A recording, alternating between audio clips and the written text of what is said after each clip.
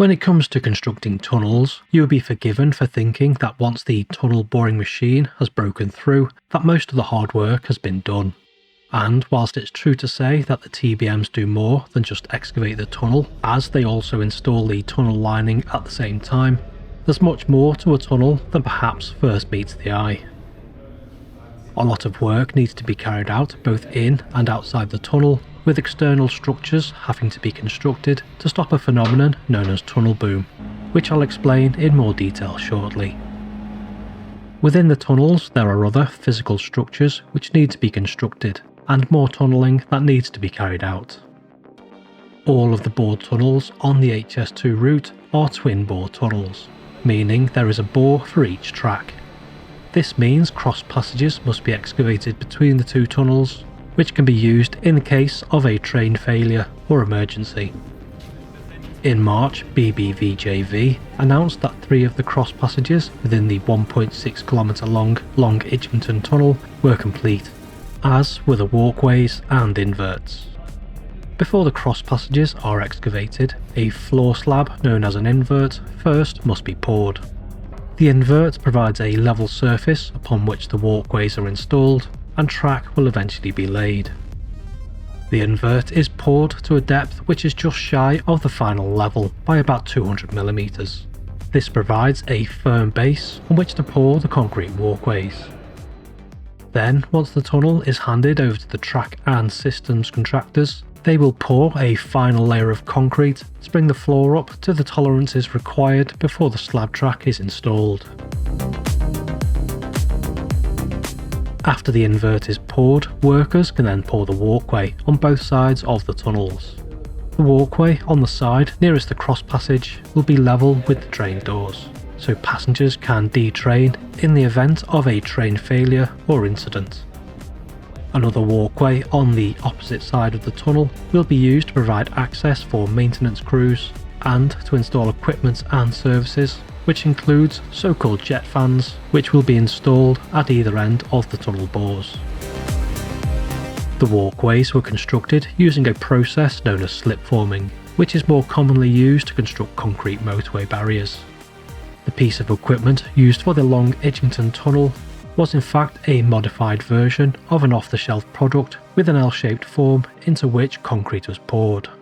The other side of the machine had an arm attached with a set of wheels, which pushed against the opposite side of the tunnel. The arm resists the weight of the concrete as it is poured into the form, which would have otherwise pushed the machine out of alignment. Once started, the slip former doesn't stop moving, and the form leaves behind the walkway as the machine progresses. It is therefore vital that the concrete mix is just right, and must be wet enough so that it can be easily poured, but also dry enough so that by the time the slip former has progressed forward, the concrete is firm enough so that it doesn't collapse under its own weight. Concrete for the various tunnel elements is taken from an on-site batching plant into the tunnel on board specially designed concrete mixers. We were told that this machine was in fact one of the smaller mixers that they used. Once the walkways were poured, work could then focus on constructing the cross passages. The passages were excavated using small excavators and other small plant machinery, so it can be a laborious process. As each metre was dug, the walls were lined with sprayed concrete to support the walls during the excavation process. Once fully excavated, a secondary layer of concrete was poured into formwork, which forms the final shape of the passage. Other formwork was used to create the door openings, which must be able to provide fire protection and be strong enough to hold the steel fire doors. The contract to deliver 300 fire-resistant doors was won by the Bolton-based Booth Industries, who will supply all of the doors for the HS2 tunnel cross passages. Although the cross passages are now complete within Long Itchington Tunnel, it will be a number of years before the doors are installed, with installation taking place once the track and systems contractors move in to begin their work. When I visited the site in March, work was taking place outside of the tunnel to construct the porous portals, which are being constructed at both ends of each tunnel bore. Then in April I got a chance to look more closely at a completed portal, which has been constructed at the southern end of the Chiltern tunnel. The porous portals are needed to stop a phenomenon known as tunnel boom, which can be caused as the train passes through the tunnel. If unchecked, the boom sound can be generated as high-speed trains enter the tunnel. This forces a column of high-pressure air into the tunnel, which accelerates ahead of the train. There are a number of options to get around this.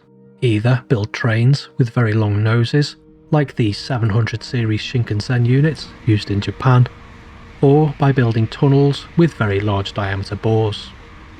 The problem with using long noses is that it takes up space which would otherwise be used for seats. This is important for the HS2 trains, which will also use existing lines and will be limited to 200 metres long. So every metre of space gained for passengers is vital. The other solution of using wider bores must be balanced against the cost of excavating a larger diameter, which generates a much greater amount of spoil. The other option is to construct what are known as porous portals. As the name suggests, they are portals with holes in. The holes allow the air pressure to be dissipated more evenly as the train enters the tunnels. The science behind tunnel boom is well understood, but certain calculations must be made based on the cross-sectional size of the train and permissible speed through the tunnel. This dictates the diameter of the tunnel, the length of the portals, and the size of the holes within the portal. The length of the portal also varies depending on if it's an entrance or an exit, with the entrance portal being longer than the exit, as the entrance portal has to dissipate the air as it's forced in by the train.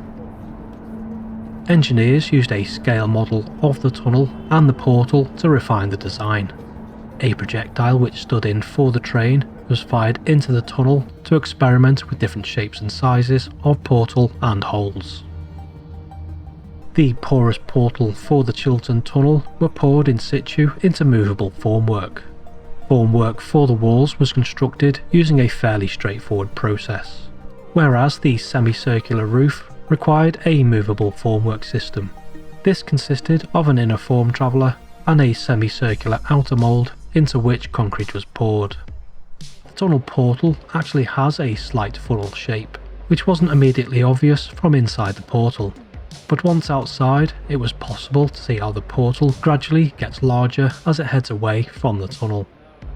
To achieve this shape, the height of the walls was gradually increased heading away from the tunnel, whilst the roof of the portal used the same mould throughout the construction. In March, HS2 Limited also announced that 75% of the tunnel excavation had been completed on the whole route, which is an incredible achievement given that the various joint ventures have been tasked with constructing 100 kilometres of tunnels. I hope you found this video informative. If you have, then please do give the video a like, as it helps it to get noticed. And just before I sign off, I'd like to say a massive thank you to Non-Stop Eurotrip for the clip of the Shinkansen 700 series train. If you haven't come across his channel before, I'll leave a link in the description and I'd encourage you to go and check it out.